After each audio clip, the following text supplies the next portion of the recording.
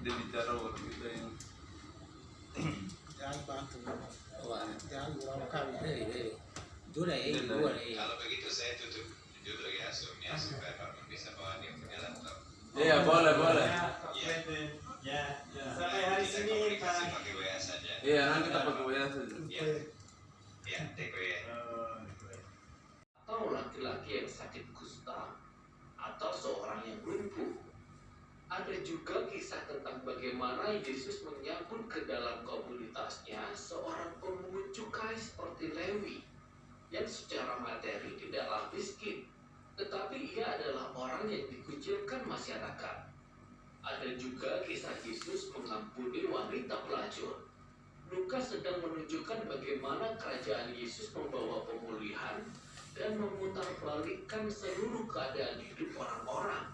Ia memperluas kalangan orang-orang yang dipanggil untuk mengalami kuasa kesembuhan dari kerajaan Allah. Dan ketika misi yang dibawa Yesus menarik banyak pengikut, dia melakukan sesuatu yang bahkan lebih provokatif lagi. Yesus membentuk orang-orang ini menjadi Israel baru dengan menunjuk 12 murid sebagai pemimpin atas mereka. Ini dapat disamakan dengan ke-12 suku dari bangsa Israel. Kemudian Yesus mengajarkan maklumatnya tentang kerajaan yang terbalik dari kerajaan dunia. Lukas menyebutnya sebagai khotbah di dataran. Lukas mengatakan kasih Allah bagi orang-orang yang dikucilkan masyarakat dan orang miskin menunjukkan bahwa kerajaan Allah memutarbalikkan semua sistem nilai kita.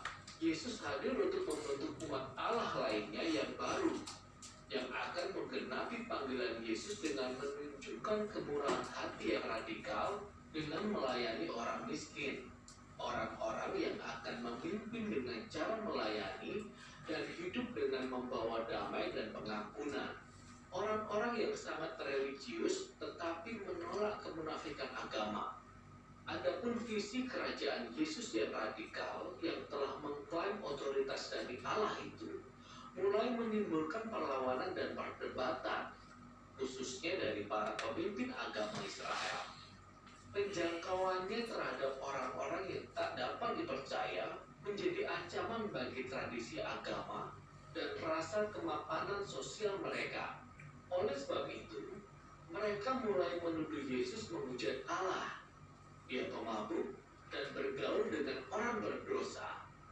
Dan bagian ini pun mencapai puncaknya ketika Yesus mengungkapkan misinya kepada para muridnya dengan suatu pernyataan baru.